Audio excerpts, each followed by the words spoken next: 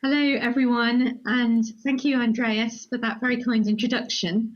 I'm really honoured to be giving you this talk to you all at the Royal Danish Library in Copenhagen, and I'm just really sorry that I can't be with you in person. It's been a challenging 18 months, and none of us have been untouched by the pandemic. And in such times, it's good to make and keep connections. And so I'm glad that the heroic Anders Engberg Pedersen and the wonderful IT team at the University of Southern Denmark have made it possible to be with you virtually. So thank you, Anders. Thanks, Christine, and thanks, Søren.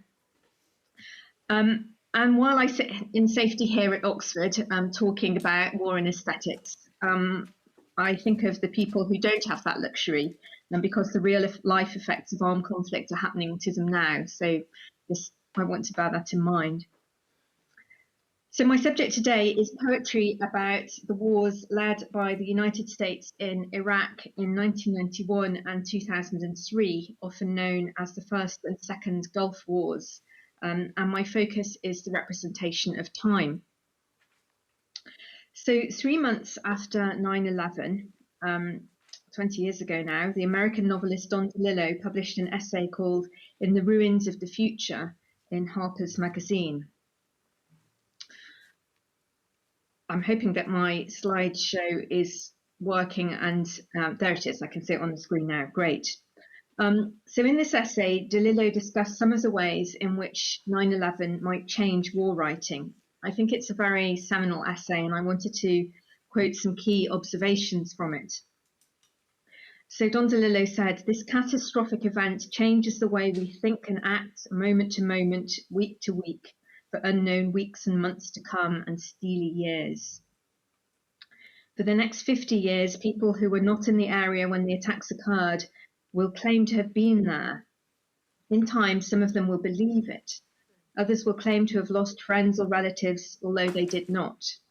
This is the counter-narrative, a shadow history of false memories and imagined loss.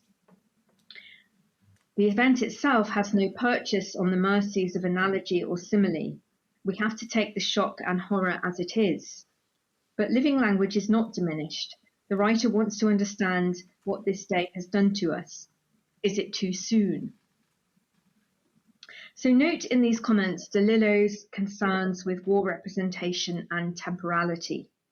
He insists that terrorism changes the way that we will think and act, and we might pause on that we. He presumably means the West. A seismic shift in attitudes, in consciousness even, will come about, and this is projected into an indefinite future. He also senses the existence of what he calls a counter-narrative, a shadow history of false memories and imagined loss.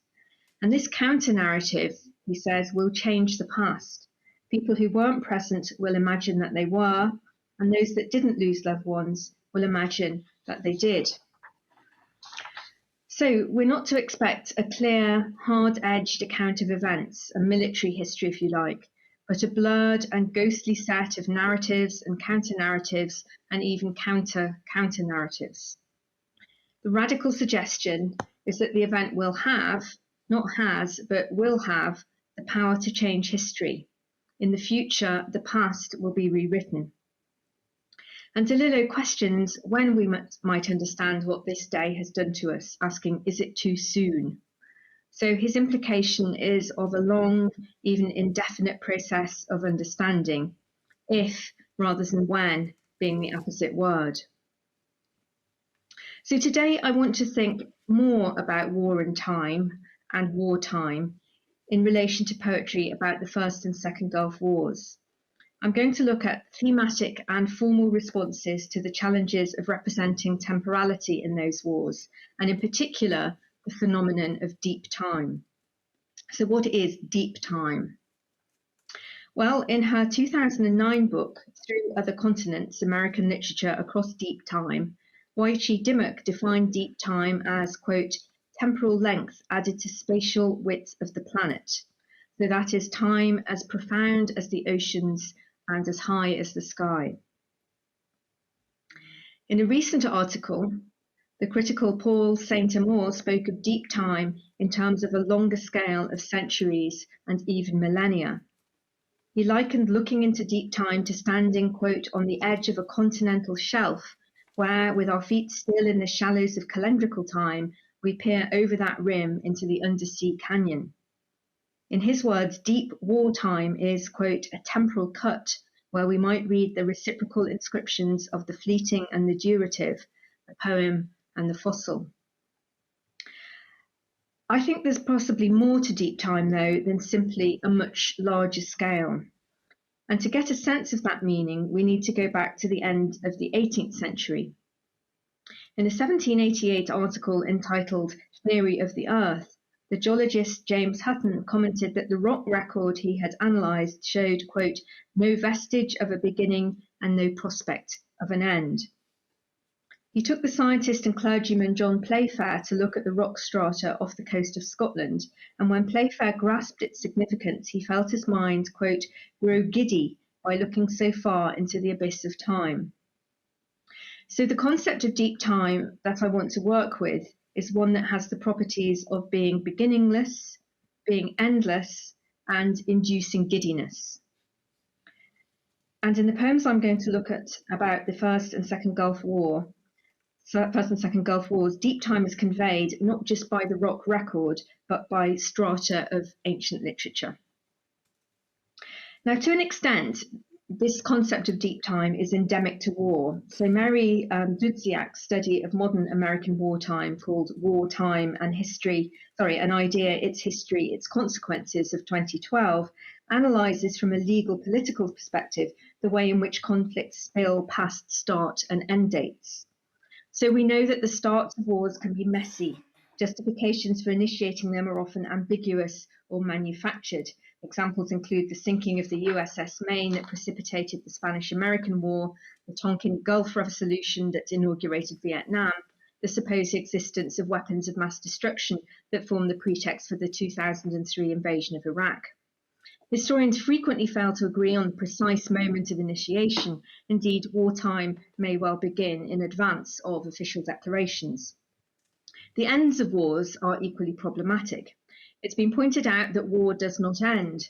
War is not an occasional interruption of a normality called peace. It is a climate in which we live, wrote the veteran critic Samuel Hines. There are apocryphal stories of isolated soldiers continuing to fight individual wars long after they're over. Non-apocryphally, 75 years after the official end of the Second World War, the United States still maintains military bases in many of the countries it fought in and continues to incur significant war expenses in relation to them. So wartime ends or fails to end as messily as it begins. Here's a quotation from the Northern Irish poet Michael Longley from his poem The War Poets.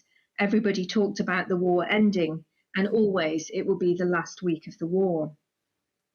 So it's the felt experience of wartime, what Longley is expressing in this poem, that I want to engage with in this paper rather than with legal or political definitions.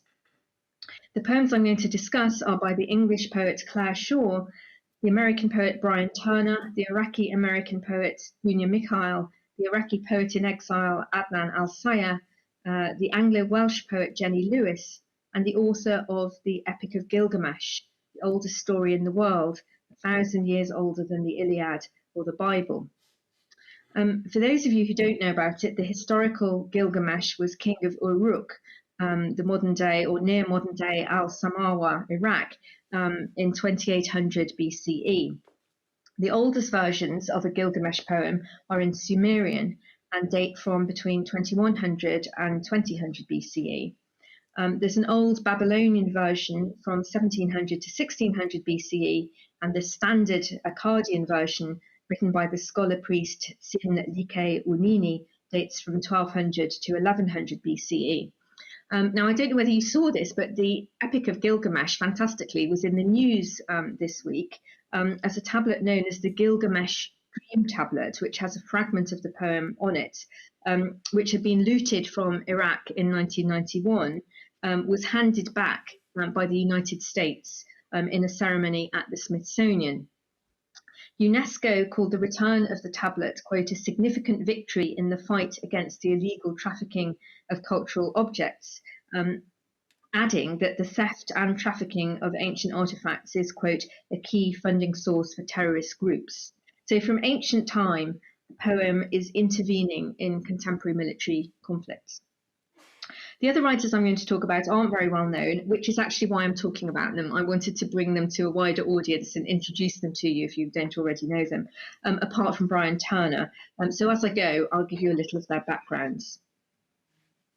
So the first poem I want to look at is by Claire Shaw, who's a poet from Burnley in northwest England. The poem is called It Could Have Been, and it was first published in the Guardian newspaper on the 25th of July 2009. It was written in a response to an invitation issued by the then Poet Laureate Carol Ann Duffy. With the official inquiry into Iraq imminent and the war in Afghanistan returning dead teenagers to the streets of Wootton Bassett, Duffy wrote, Wootton Bassett is where all the military dead are brought into the UK. I invited a range of my fellow poets to bear witness, each in their own way, to these matters of war. It Could Have Been is too long to read out in its entirety, so I'm going to read some extracts. It could have been. Ali, son of Abdul, 16 months. Rocket on house, Sada City, 16th of the 5th, 2009. Ali, but for some detail of history, this day could have been yours. It could have been you this morning, stood at the end of your bed, eyes still shut, arms held up for your mother, who makes sun and all things possible. Who could, little Ali, be me? Sadia Saddam, aged 8, female, shot dead by USA forces, Afak, 7th to the 8th of February 2009. It could have been me on that street with you in my hands, and my hands red and wet, and my face is a shriek, and my voice is a house all on fire. But for geography, but for biology, but for the way things happen, it could have been. Unnamed female baby of the Abdul Monim family, shot dead, Belarus, 22nd of the 1st, 2009. You falling, you holding your hand up for kissing. It could have been. The mood of the poem is subjunctive and might have been outside the linear temporality of the indicative, not so much a narrative as a counter-narrative. And indeed, a counter-narrative is what's hypothesized. In the first stanza, a dead child is imagined alive. In the second, the speaker imagines herself the mother of a shot child. In the third, the child is frozen in an instant of time. And note in this poem, and you have to see the whole text to get the full effect, the way in which the children's imagined lives are conveyed with fewer and fewer details. While the children early in the poem are standing at the end of their beds shouting "carry," eating breakfast, the last, the unnamed female baby, is pictured only as falling and holding up her hand for kissing. It's as though a fading out is taking place, a sense of the future becoming ever more unseeable. Nonetheless, in these very scanty details, I think, Shaw still manages to project a life, a toddler tumbling and holding out her bruised hand to be kissed better. It's a trace of an existence, if you like, but still substantial enough to exist as an alternative reality. And the poem makes another point in its ending, or its lack of ending. The list of child fatalities could go on and on. There's no sense in which these are the last children to die. And of course, the title, It Could Have Been, also calls out for the addition of the word you, alerting the reader, in other words, to the historical and geographical and political contingency of these losses, which in other circumstances could have been ours. So here we don't yet have an archaeological sense of deep time, but we do have that giddying sense of endlessness and the haunting alternative reality. So my next example is a poem by Brian Turner. Turner, as I'm sure you know, is an American poet and essayist who fought in the Iraq War that began in 2003 and also in Bosnia with the 2nd Infantry Division of the United States Army. He was a soldier for 7 years. His debut collection, Here Bullets 2005, won a number of awards, and his second collection, Phantom Noise 2010, was shortlisted for the T.S. Eliot Poetry Prize. So here's his poem, A Soldier's Arabic, from Here Bullet in its entirety. This is a strange new kind of war where you learn just as much as you are able to believe, Ernest Hemingway. The word for love, Habib, is written from right to left, starting where we would end it and ending where we might begin. Where we would end a war, another might take as a beginning or as an echo of history, recited again.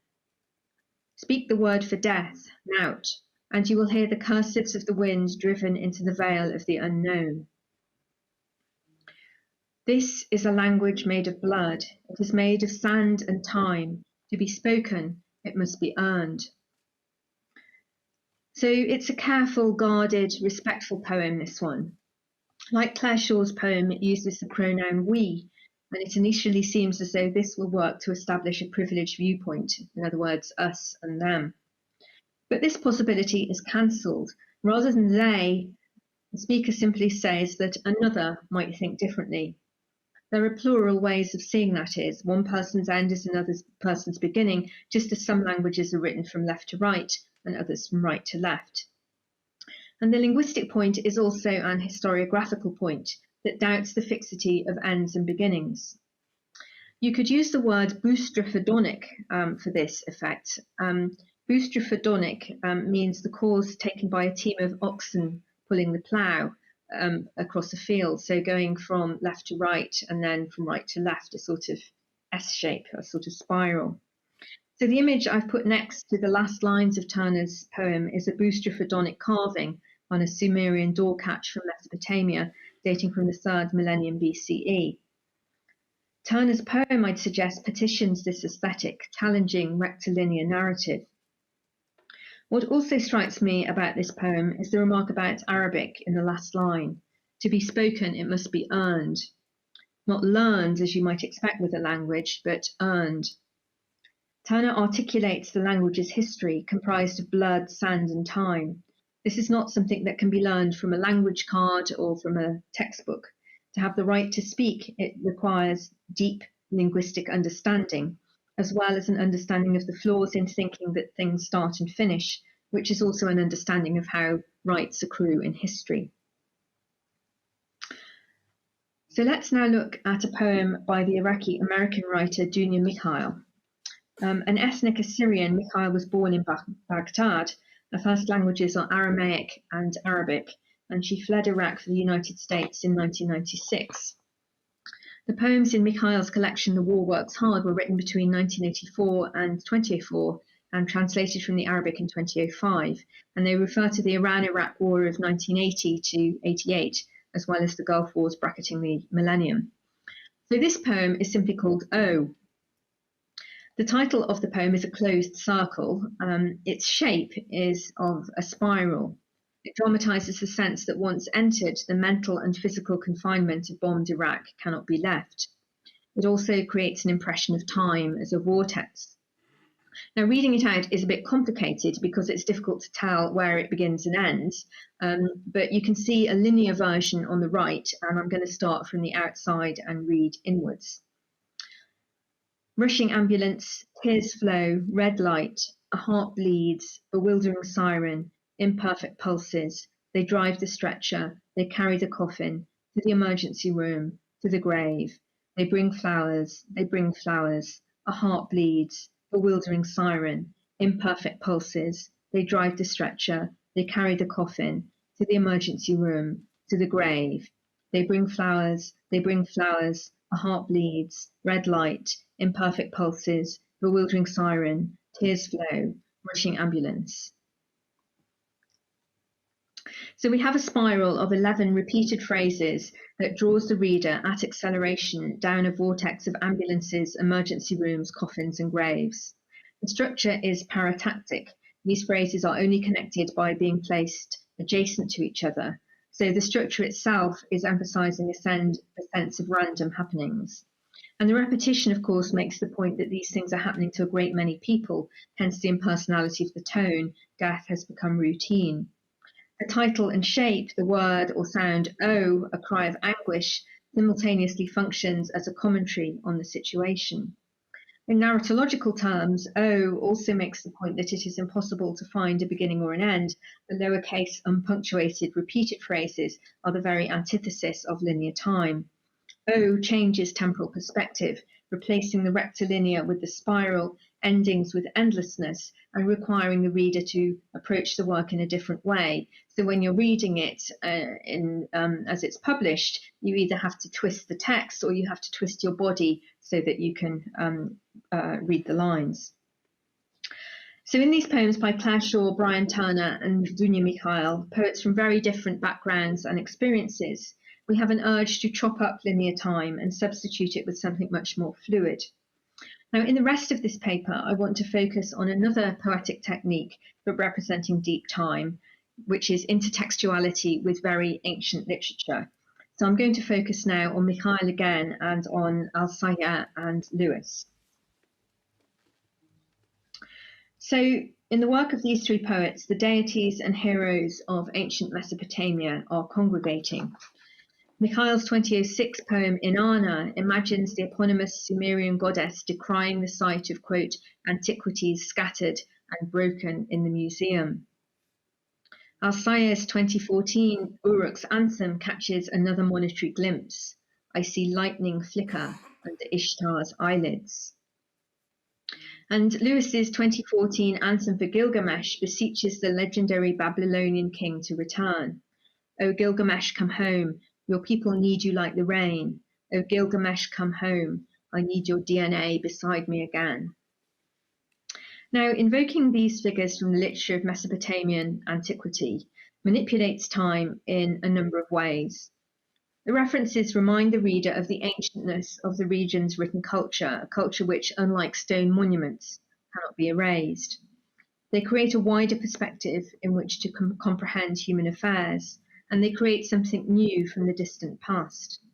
Nietzsche, distinguishing between monumental, antiquarian, and critical historiography in On the Advantage and Disadvantage of History for Life, 1874, would have approvingly included these poets among what he called the enrichers and increasers of inherited treasure. But they also engage with what the anthropologist Sharon MacDonald has termed difficult heritage, a past that is recognised as meaningful in the present, but that is also contested and awkward for public reconciliation with a positive, self-affirming contemporary identity.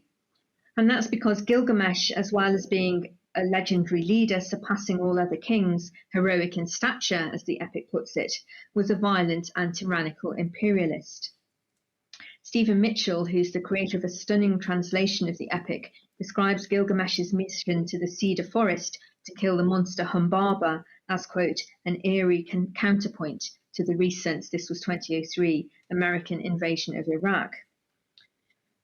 So a reader could well conclude that war is ineradicable from human existence. Now, these time tricks are not new. The temporal effects described here are recognisable from literary works produced between the two world wars, such as Hope Murley's Paris of 1919, T.S. Eliot's The Wasteland of 1922, Joyce's Ulysses from 1922, and David Jones's In Parenthesis from 1937. In Tense Future, Modernism, Total War, Encyclopedic Form, Paul Saint-Amour characterises such works as encyclopedic counter-epics. Petitioning ancient as well as more recent literature of both East and West, these compendious poems and novels refute the logic of traditional epic, which, in Hegel's analysis, activates the total conspectus of the whole of the national spirit. Instead, the modernist encyclopedic counter-epic is comprehensive without being coherent, according to Saint-Amour. The works by Mikhail, Al-Sayya, and Lewis that I'm going to discuss have something of this shattered aesthetic. But if the modernists pile up heaps of broken images, to quote Eliot, eclectic collections of decontextualized and detemporalized cultural shards, these more recent poets draw on area-specific literary legacies that convey a sense of time outside time. The seemingly infinite durability of the ancient texts they petition is a countervailing temporal order, both to the forever war of late capitalism, though of late we seem to be revisiting our understanding of that forever, and to the serial synchronic palimpsest of invasions of the region. This palimpsest is something that the Iraqi poet SINAN ANTOON has written about, and here's how ANTOON opens his 2003 essay of bridges and birds. They came to Baghdad, 945 Ruwayhids, 1055 Seljuks, 1258 Mongols led by Hulagu, 1314 Jalayas, 1393 and 1401 Mongols led by Tamerlane, 1411 Turkoman Black Sheep, 1469 Turkoman White Sheep, 1508 Safavids, 1534 Ottomans under Sultan Suleiman the Magnificent, 1623 Safavids, 1638 Ottomans under Sultan Murad IV, 1917 British, 1941 British again to impose pro-German government, 2003 Anglo-American invasion. Like Mikhail, Al-Sayah and Lewis, ANTOON challenges the rhetoric that aestheticizes violence. Fox News description of the B-52 bombers as beautiful birds, and the late Donald Rumsfeld's reference to, quote, the humanity which went into the making of these weapons. And he does this by turning to timeless elements of Iraqi culture. Kahi, a Baghdadi pastry eaten with cream and syrup, cardamom tea sipped in an old cafe, people singing traditional maqamat together. But even as they look to deep time, none of these writers forget that this is the painfully present tense, as ANTOON describes it in Of Bridges. The bombs are falling now. So let's look further at Junior Mikhail. In addition to The War Works Hard, Mikhail is also the author of a number of works translated into English: Diary of a Wave Outside the Sea, 2009, The Iraqi Nights, 2014, The Beekeeper, 2018, and In Her Feminine Sign, 2019, written originally in English. In an interview with New Directions, Mikhail said that censorship was her main reason for leaving Iraq. That censorship affected her poetry in that the need to disguise what she said led her to accrete, quote, a lot of layers of meanings. Like the rocks, the layers in her works reach back into antiquity, back to the 1001 Nights, back to the Roman Pantheon, back to the Bible. Mikhail is from Iraq's Christian minority, and back further still to the literature of Mesopotamia, the land between rivers, the Tigris and the Euphrates. So in Inanna, written after the fall of Saddam Hussein, the goddess, summoned from antiquity, announces herself imperiously. I am Inanna, and this is my city. Though Inanna is traditionally the deity of Uruk, the fabulous polis of Sumer and Babylonia, she seems here to be referring to nearby Baghdad, now roofless and full of people running from bombs. Her presence prompts comparison of the ruined city of 2003 with the splendours of ancient Uruk, which the Epic of Gilgamesh invites the reader to explore in his or her imagination. Climb Uruk's wall and walk back and forth, survey its foundations, examine the brickwork. Were its bricks not fired in an oven? Did the 7 sages not lay its foundations? This invitation occurs at both the beginning and the end of the epic, creating the form of what Stephen Mitchell called a spiral rather than a circle. Uruk is perpetuated, immortalised not only in the work's repeating structure, but also in its suggestion of the true nature of the hero's eternal life. In the story, Gilgamesh fails to win Utanapishtim's secret of everlasting existence because he falls asleep when he's challenged to remain awake, and he then squanders the chance to be restored to youth by naively leaving the magic plants which will effect this beside the pool to be stolen by a snake. Instead, the means by which he finds undying fame is through his own accounts of his exploits. He came a far road, was weary, found peace, and set all his labours on a tablet of stone. See the tablet blocks of cedar, release its clasp of bronze, lift the lid of its secret, pick up the tablet of lapis lazuli, and read out the travails of Gilgamesh, all that he went through. In these accounts, the gorgeous city also lives on. Behind bomb-blasted Iraq, Uruk stands, temples parapeted, inimitable, existing in the deep time of the imagination. Now, in Diary of a Wave Outside the Sea, Mikhail laments again over her ruined native city. This long verse memoir was written during and after the Gulf War of 1991, published in Arabic in 1995, and translated into English in 2009. Trying to fathom both what has happened to Baghdad and how it can be conveyed to those elsewhere, Mikhail asks, I wonder how the critics who linked the theory of aesthetics with that of explosions felt when they saw the bombs fall over the building of the Iraqi Writers' Union, over Gilgamesh, who was searching for immortality among the ruins. The aesthetic theories Mikhail criticises are presumably those of Jean Baudrillard, whose polemic The Gulf War Did Not Take Place was published in 1991. There's nothing hyper-real about the bombs dropped by the US-led coalition on the city, and nothing beautiful either. They've fallen on places of collaborative creativity and on Gilgamesh himself. Deep cultural foundations have been assaulted. In his perpetual searching for immortality, Gilgamesh accentuates the temporal aspect of Diary of a Wave Outside the Sea, in which Mikhail sees her necessary exile as an indefinite state of being. Now, the suite of poems comprising Mikhail's 2013 The Iraqi Nights opens with Ishtar, who's the Babylonian version of the Sumerian Inanna, quote, walking through the souk looking for a gift for her lover Tammuz. Tammuz, Dumuzi Sumerian, was, quote, punished with annual death and descent to the netherworld, another figure of cyclical renewal. Abducted and taken to the underworld herself, Ishtar finds in Mikhail's version the magic plants that Gilgamesh never stopped looking for, the plants promising restoration to use that the legendary hero plucked from the depths of the sea and then lost. Imprisoned, Ishtar makes her plans. I'll show it, the plants, to Tammuz when he comes, and will journey as fast as light to all the continents of the world, and all who smell it will be cured or freed or will know its secret. The Iraqi Nights is, like its Arabian namesake, a longing for indefinitely prolonged existence, beginningless and endless deep time. This vision of eternal time suffuses the more mundane desire in the seventh and last poem in the suite for an ongoing existence in Iraq in which, quote, every moment something ordinary will happen under the sun.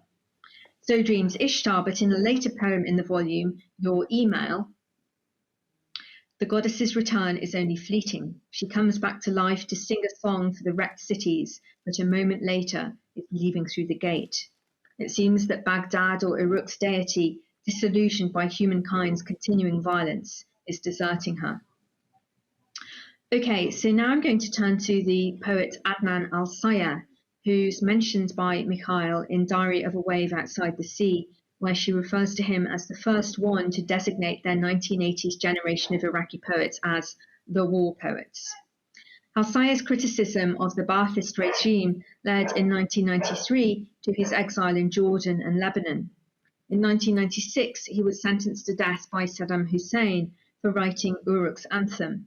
Since 2004, he's lived in exile in London.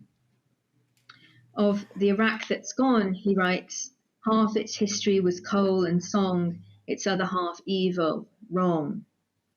The good and right half of Iraq that is coal, which was used in ancient times as an eye and face cosmetic, and song appears intermittently in Uruk's Anthem. And I should say, at 549 pages, Uruk's Anthem is one of the longest poems ever written in Arabic, and it was only published in English translation last year, and then only extracts from it in a volume called Let Me Tell You What I Saw, published by the independent Sarin Press. If you're interested, you can see a video of Al-Sayah and Jenny Lewis reading from Uruk's Anthem at the URL currently on the screen. So Uruk's Anthem flashes sadness and anger by turn. Among its chief regrets is that the rich heritage of Mesopotamia has been squandered. We would have gone on building these lands, writes Al-Sayah, as God wanted in his Babylonian dream, waters and prayers rippling over the steps of its hanging gardens, but they destroyed us. The layering of the lines constructs an edifice that hangs like the gardens for an instant, only to topple over again. And later comes the same lament. Is this Euphrates nothing but our rippling blood from the age of Sumer, flowing into the pockets of governments that will flay us with salt and revolutions? The ellipses are evocative of those in the clay tablets on which the ancient Mesopotamian epics are inscribed. So here's another infernal version of deep time, in which what never ceases to be repeated is violence and destruction.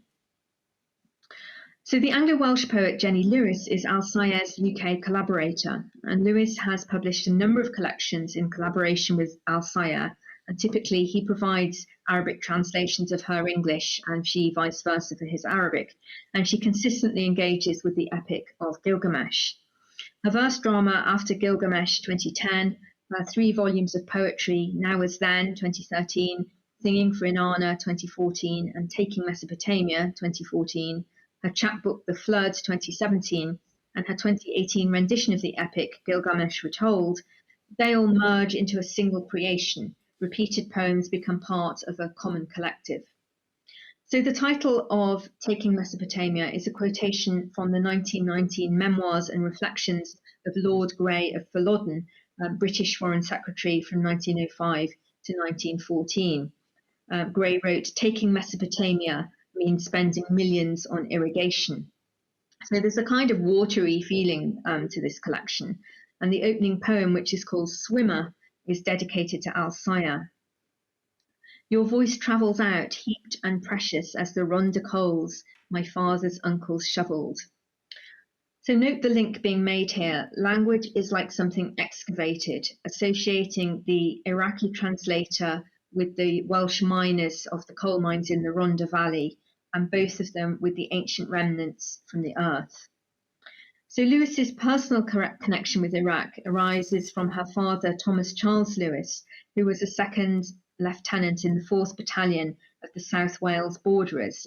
That's now the Royal Welsh Regiment, which was deployed and wounded, he was deployed and wounded in the Mesopotamian campaign of World War I. He died of a coronary thrombosis when I was a few months old, writes Lewis, and I have been searching for him ever since. Lewis's poem Anthem for Gilgamesh makes the poet point more obliquely with the play on the poet's first name, Jenny, in this very moving line. The genie said, "I am on my way to paradise to look for my father." It's a reference to Jenny Lewis visiting the region of Iraq. Commenting on her verse drama After Gilgamesh, Lewis remarked that the crossing over of ancient and modern time frames is, quote, "a technique that I naturally gravitate toward as a way of exploring big humanitarian issues." She's fully aware of the difficult heritage of the epic, whose protagonist she describes as, quote, "an arrogant, ruthless and violent tyrant who makes life hell for his subjects." Taking Mesopotamia is also unafraid of confronting problematic legacies. Looking for her father, Jenny, the genie, hops between the Gulf War of 2003, the First World War, and the deep time of Gilgamesh, juxtaposing imagined moments from the Mesopotamian campaign with renditions of 21st century interviews and translations of episodes from the epic. Water, flood, and eternal life are vehicle and tenor of the metaphorical scheme of the collection, whose title, Taking Mesopotamia, also recalls the state of being between two rivers. So the poem titled How Enlil, God of Air, Sent the Flood to Get Rid of Humans is the first rendition of an episode from Gilgamesh in Taking Mesopotamia, describing how the god who hated war turned city and desert into ocean. Mesopotamia is submerged. There were only waves of silence that went on to the edge of the drowned world. And 2 pages later comes another flood. April 1916, voiced by Tom, the poet's father, recalls a strange regatta which occurred when 500 British and Indian soldiers were obliged to learn to punt over floods 3 feet deep. We needed to find Noah and his ark before we started to go slowly, 1 by 1 and 2 by 2, into the dark. The Noah story from Genesis 6:14 also forms the epigraph to a poem 3 pages later. But this poem, How the One Wise Man Utanapishtim Survived the Flood, carries the reader to an ark story some 1,000 years older than the Hebrew Bible. So the initial temporal range from Genesis to World War I is rolled out by another third. And transcending even these 3 millennia, there comes into view one of the only 2 people to survive Enlil's flood, the now immortal Utanapishtim. High on the mountaintop, Utanapishtim sits carving stories onto clay tablets. The literary record, in other words, is what alone endures over time, as Gilgamesh is to learn. So the penultimate poem of Taking Mesopotamia is Now As Then, reprised from Lewis's and Al-Sayer's 2013 collection, of the same title. In that volume, the poem is accompanied by a photograph of a stone relief from Nineveh dating from around 690 BCE, held in the Ashmolean Museum, Oxford, which is pictured on the slide. This relief depicts captives being escorted out of Babylon by Assyrian soldiers. Like Hutton's geographical samples, this is a stone without beginning or end. The fragments suggest that war's victims form an infinite stream. And Lewis's poem picks up on this sense of infinity with the word still, long lines and present participles mirroring the stone's relentless procession. Still we journey, unembraceable ghosts, flying across continents between airports, each new city a sarcophagus from which the winged genies who protect us have fled. Epilogue, which is the last poem in Taking Mesopotamia, is just as fluid. It speaks of the desert's music of water irrigating and cleansing, which is the benign opposite of flood, and concludes with sounds of life trying to go on as long as water continues to flow. There's no punctuation after flow, and on the next page, Al-Sayeh's Arabic translations of Lewis's poems begin, or rather, since Arabic is written from left to right, end, or rather, join up with the originals. This is another sense of Mesopotamia, or the state of being between rivers, English and Arabic languages, Welsh and Iraqi cultures, different times and different places, now as then, flowing together in a confluence. So together, these two poets, Lewis and Al-Sayeh, have recreated the spiral aesthetic of Gilgamesh, the formal equivalent of deep time.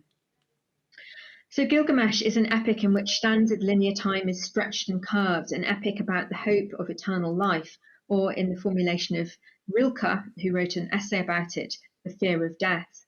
It's an epic which offers the prospect of immortality through writing.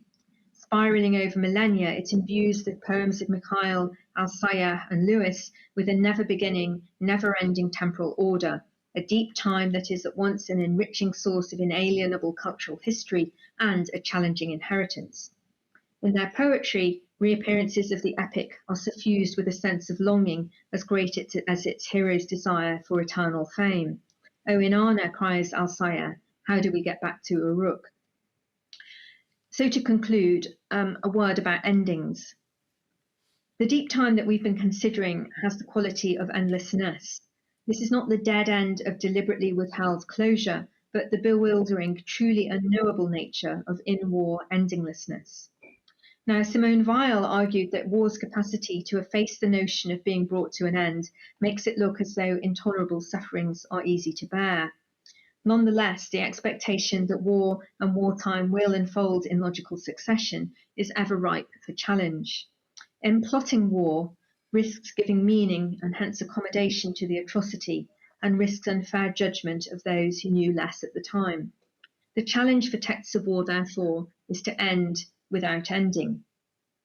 So let me end with the very last lines of Jenny Lewis's poem, Now as Then, a poem whose very title suggests the spiraling of deep time. Here then is an ending that is no ending. And always the scent of cedar and cypress, boxwood and juniper, always the mayfly hovering over the water, always the mother and child leaving their country forever. Thanks very much.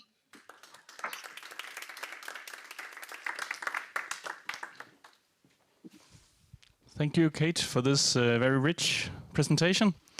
And I think we have some time for questions. Yeah, Anders? Thank you so much, Kate.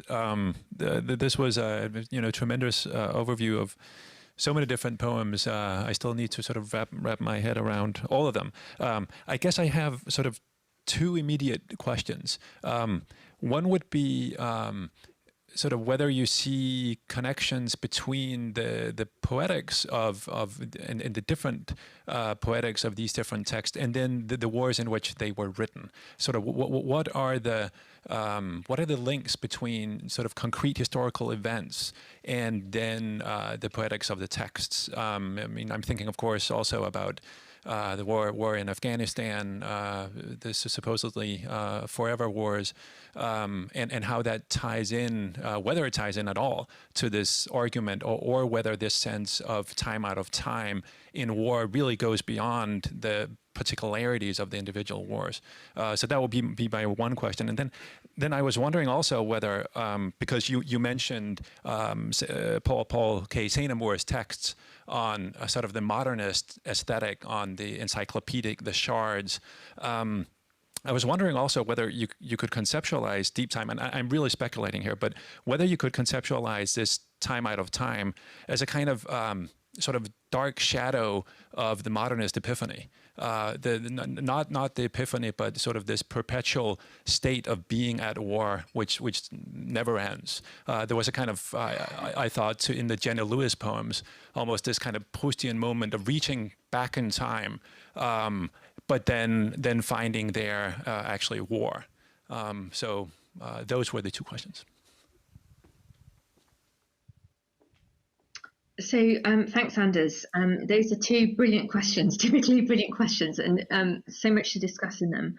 The connections between the poetics and the wars. So the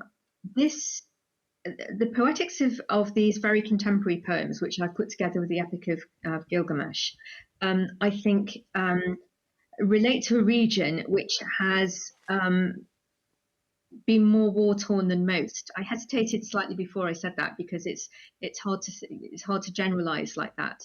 But SINAN ANTOON's prose poem, in which I read out those dates, it goes back to 945, and it's one wave of invasions after another, seems to me to be at least quantitatively different, if not qualitatively different, from what goes on in other parts of the world. There will be other areas of the world where there's similar kind of repeated influx of invasions, but this is a region where hostile invaders have been coming for millennia.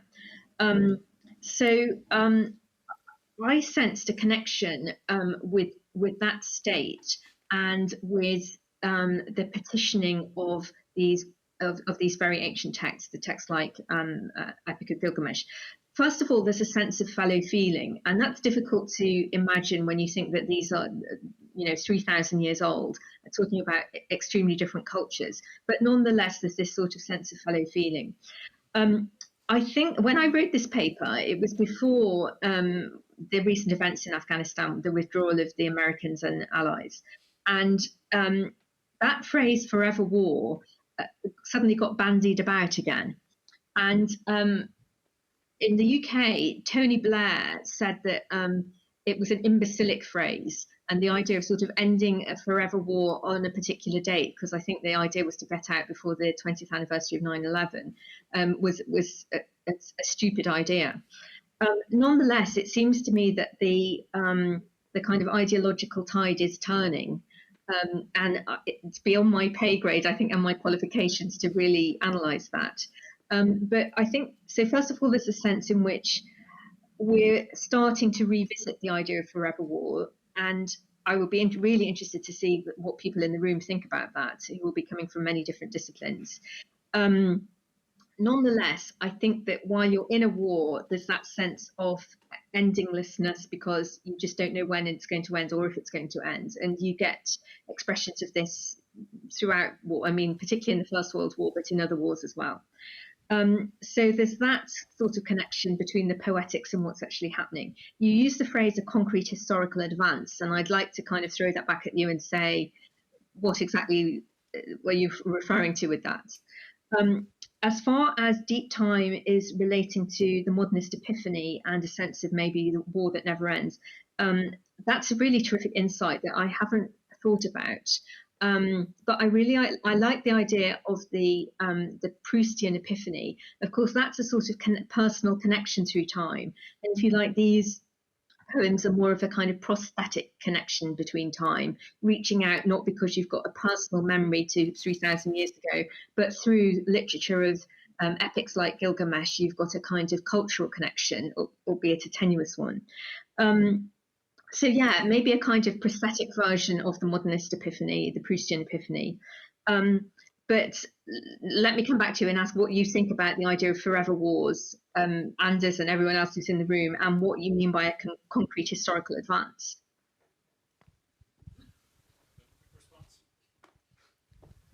A very quick response. I don't know whether it got lost virtually. I was merely thinking about sort of concrete historical events. Yeah. So just the particular wars. It was basically a restatement of the question about poetics and historical wars and the differences between them, the development of warfare and so on. So that was really all. And you answered that already. Yeah. But I see Phil has a question and Jens has a question. Phil Clyde is a fantastic talk. I mean, just to respond to your question about forever wars, I think it's a useful phrase, and I know that it's useful because I like who it annoys. And it tends to annoy people who would like to convince the public that we're not at war while we're still killing people, right?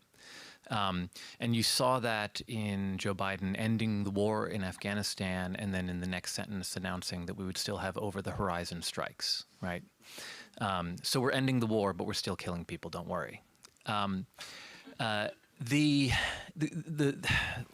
things that this brought to mind for me is Philip Larkin once sort of downgraded Wilfred Owen as a poet because he said he's a war poet, and a war poet is not somebody who commemorates a war, but who reacts to a war being thrust upon him.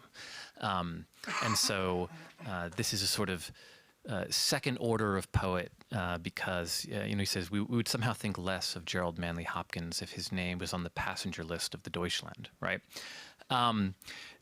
Which always seemed slightly similar to silly to me. And he says, a war being thrust upon him and an abnormal event at that. And there are many reasons that always irritated me. But one of which is Larkin's almost sort of sweetly naive assumption that war is an abnormal state of affairs. And I wonder if this layering of deep time is a way not merely of sort of changing our conception of war and war's endlessness, but sort of rejiggering ourselves to consider war's sort of ongoing presence in periods that we normally think of as peace.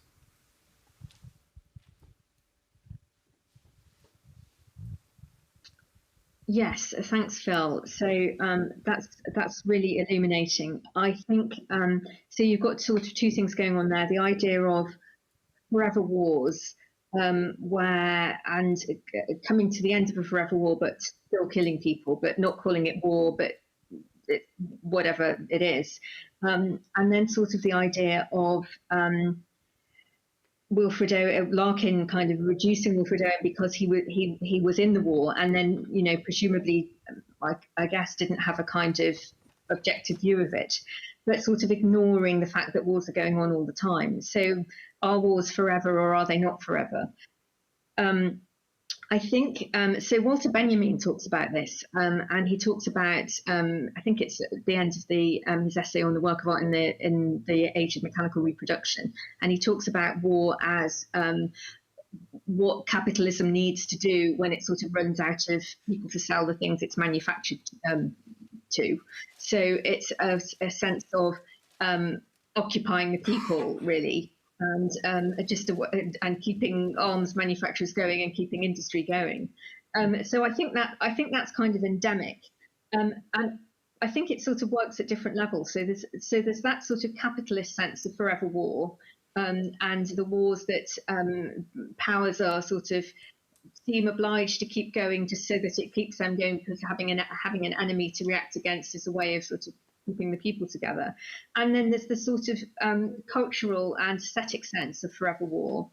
And there's a brilliant book on this by Mary Favret called War at a Distance, which is about William Cooper and late 18th and early 19th century poets, and the idea that Britain wasn't, the war wasn't actually going on in Britain at the time, although there were great fears of a French invasion, but nonetheless, the wars that were going on, the French Revolutionary Wars and the Napoleonic Wars after them, created the zeitgeist.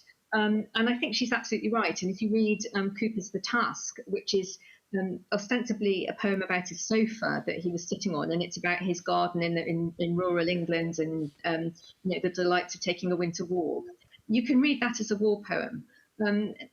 Even the changes in the weather are sort of metaphors for the sort of the kind of troubles in the geopolitical atmosphere and the way that news of war is brought in.